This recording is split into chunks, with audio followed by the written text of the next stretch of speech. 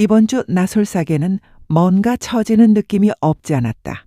두 번째 날 저녁을 겨우 넘어가게 된다.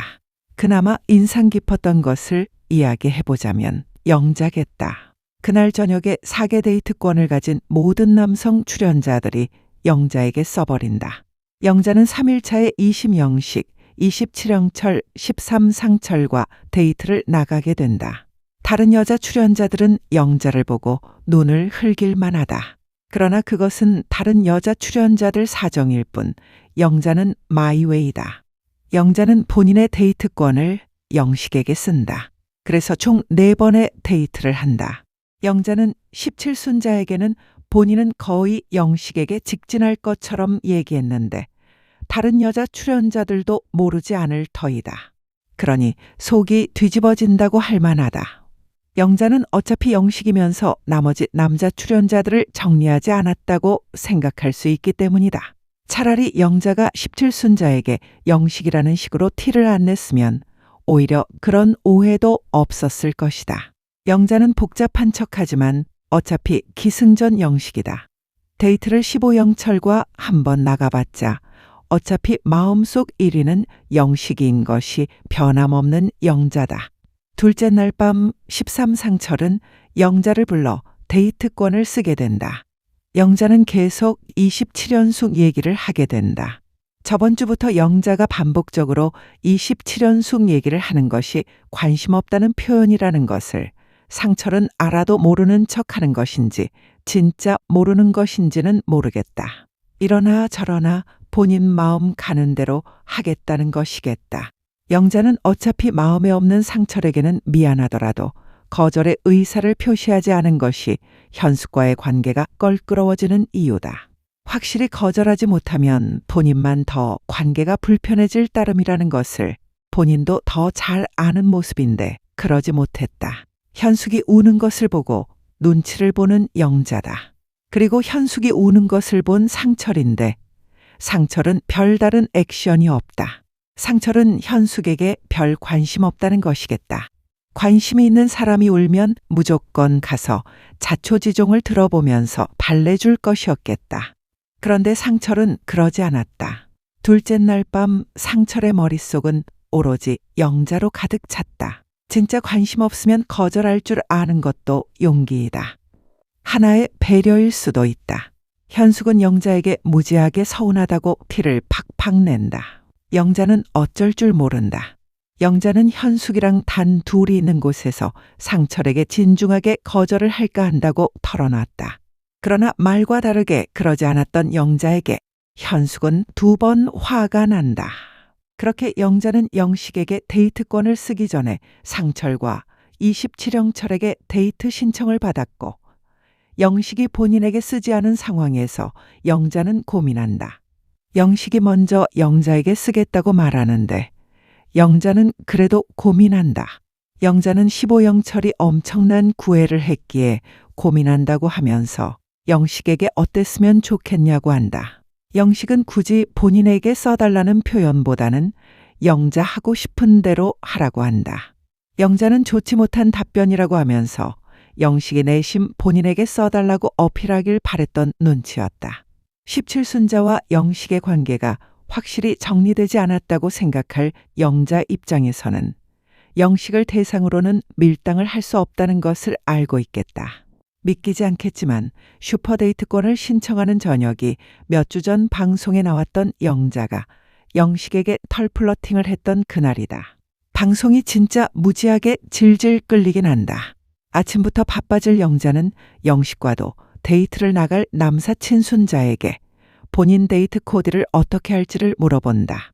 그 질문 전에 영자와 남사친 순자는 영식과 데이트를 나가게 된다는 것을 서로 공유한 상태였다.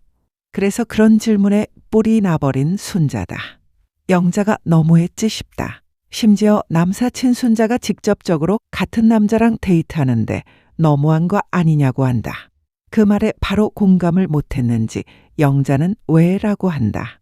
사람 기분 나쁘게 하려고 한 건 아닌 것 같은데 눈치가 없다고 해야 할지 공감력이 부족하다고 해야 할지 정말 못 말리는 영자다. 결과적으로 4개 데이트권이 있는 남성 출연자들은 전부 다 영자에게 써버린다. 영자를 제외한 다른 여자 출연자들은 단체로 멘붕이 왔을 상황이다. 아침부터 바쁜 영자는 상철과 먼저 데이트를 나가게 된다. 차 속에서 둘의 첫 대화 주제가 음악이었다. 상철이 음악을 다방면으로 좋아한다. 진짜 다 좋아해서 그렇게 얘기하는 건지, 아니면 일단 다 좋다고 해놔야 영자랑 겹치는 것이 있을 것이라고 판단해서 밑밥을 깔아놓은 건지는 모르겠다. 그런데 영자는 본인이 어떤 음악을 좋아하는지 모른다. 음악 자체를 들을 여유가 없다고 한다. 무지하게 두루뭉술하게 오래 기억되는 노래를 좋아한다고 한다.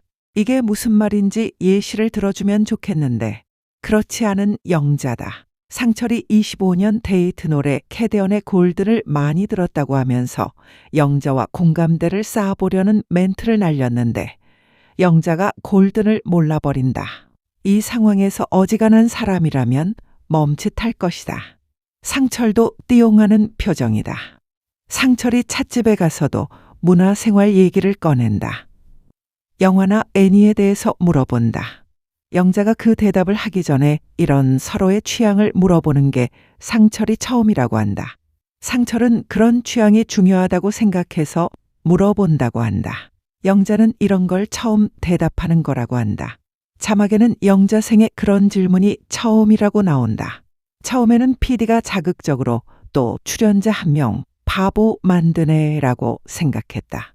어떻게 30 넘게 살아오면서 이성이랑 취향 얘기 한 번을 안 해볼 수 있냐고 PD를 속으로 나쁜 사람이라고 생각했다. 나는 저기 나솔사기 안에서 얘기를 안 했겠지라고 생각한 것이었다. 둘째 날 밤 영자가 영식에게 곱창집에서 털러팅했던 당시에 진중한 얘기도 했을 거라고 생각했다. 그런데 그 부분은 굳이 방송에 안 나오고 자극적인 털러팅만 편집해서 넣었겠구나 생각했다. 최소한 남 PD의 과대 해석을 줄이고 생각해도 전날 밤 영식과 곱창집에서 취향 얘기조차도 안 했다면 오로지 플러팅만 내내 했다는 얘기다. 그러나 천천히 생각해보니 영자가 상철과 찻집 데이트를 하는 과정을 돌이켜보면 나솔사계에서만 취향 얘기를 해보지 않은 게 아니다. 그냥 평생 그런 생각을 해본 적이 없었던 것이 맞다. 왜냐하면 상철과의 대화에서 문화 취향에 대해서 얘기할 때 영자의 말이 엉키고 제대로 된 문장이 성립하지 않았기 때문이다. 본인이 그런 쪽으로 진짜 아예 관심이 없었기에 본인이 평소 가지고 있던 생각을 쉽게 풀어내지 못한 거였다. 영자 말대로 본인에게 그런 질문조차 했던 남자들이 전무했던 것이다. 영자의 직업이 그림 작가라고 한다. 어떻게 보면 큰 틀에서 예술을 하는 사람인데 여러 문화 생활을 통해 영감을 얻는 것이 아닌가라는 생각을 했는데 그게 아니나 보다. 그러나 분명한 것은 평생 영화나 음악 등 보편적인 문화 생활이 익숙하지 않았음은 틀림없어 보인다. 깊이감 있는 대화를 많이 못할 것 같다. 솔직히 말해서 교양 있는 이야기 쉽지 않아 보인다. 대화의 주제가 항상 피상적인 수박 겉핥는 얘기가 주일 가능성이 높다. 이걸 가지고 공부를 잘했는지 못했는지를 평가하는 것은 자제하고 싶다. 공부를 잘했는지 못했는지는 알 수 없을 뿐더러 공부를 못하는 게 죄도 아니다. 다만 공부를 잘했는지 여부와 관계없이 이성 간에 나눌 수 있는 아주 기초적인 대화 주제 중 하나다. 소개팅에서는 쉽게 물어볼 수 있는 취향 파악이다. 영자는 소개팅 자체를 안 해본 사람이 분명하다. 항상 어디 가서 플러팅으로 사람 꼬셔서 남자 사귄 거라고는 예단하고 싶지는 않다. 그러나 전 국민이 보는 카메라와 스태프 앞에서 곱창집에서 영식에게 했던 털러팅은 아무나 할 수 있는 것이 아닐 뿐더러 연기로도 그렇게 자연스럽게 할 수는 없다는 생각이긴 하다. 그런데 지금 나는 솔로 31기 여성 출연자들이 돌아가면서 대환장 파티를 하고 있어서 그런지 나솔싹의 여자 출연자들은 솔직히 별 감흥도 없는 수준이긴 하다. 예전 같으면 거품 물만한 소재도 그냥 그럴 수 있겠다 싶으면서 넘어가 버린다. 나는 솔로 기술을 거듭하면서 역치값이 많이 올라간 탓이겠다. 아무튼 취향을 알아보는 과정에서부터 상철은 영자에 대한 호기심을 잃어가는 모습이었다. 당연한 결과이겠다. 다음 주 예고편을 보니 영식의 면접식 압박 질문이 들어간다. 물론 다음 주 본편을 보고 더 깊이 있게 얘기하겠지만 영식이도 어지간하다. 진짜 결혼 상대자를 생각하고 사랑 찾으러 나왔다고 한다면 영식이 하는 질문은 당연히 가질 수 있는 질문들이다. 100번 이해한다. 그러나 대화의 형식이란 것도 존재한다. 꼭 그렇게 해야만 하는 것인가를 계속 생각해 본다. 이야기를 하듯이 대화 안에서 자연스럽게 물어볼 수 있는 것인데 면접 보듯이 그렇게 해버리면 참 거시기하다.